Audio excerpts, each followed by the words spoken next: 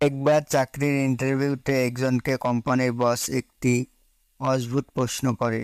সেই প্রশ্ন শুনে প্রায় 200 জন মানুষ চুপ হয়ে যায়।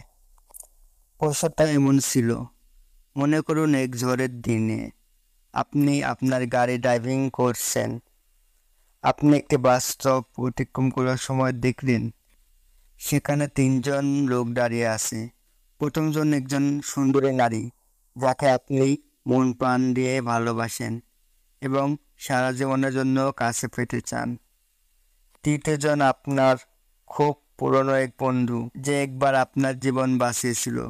এবং তৃতীয়জন এক বৃদ্ধা মহিলা, যাকে খুব অসুস্থ দেখাচ্ছিল। আপনার গাড়িটা মাত্র একজনকেই বসতে দেওয়া সম্ভব। এমন অবস্থায় আপনি কাকে আপনার গাড়িতে উঠতে বলবেন? বৃদ্ধাকে? কারণ এটা নৈতিকতার প্রশ্ন এবং 3জনের মধ্যে তার অবস্থা সবচেয়ে খারাপ। আপনি আপনার বন্ধুকে উঠাতে পারেন, কেননা সে আপনার জীবন বাঁচিয়েছিল, কিন্তু বৃদ্ধা এবং বন্ধু দুজনকেই ছাড়তে হবে যদি আপনার পছন্দের মানুষটি হারাতে না চান।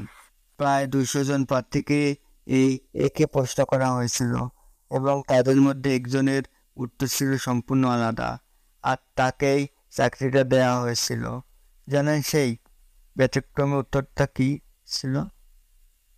তিনি খুব সহজে বলেছিল, এরকম পরিস্থিতিতে আমি গাড়ি থেকে নেমে চাবিটা পুরনো বন্ধুর হাতে দিয়ে বলতাম ওই মহিলাটিকে হাসপাতালে পৌঁছে দিতে এবং আমার প্রিয় মানুষটির হাত ধরে দাঁড়িয়ে থাকতাম যতক্ষণ না পরবর্তী বাস আসে।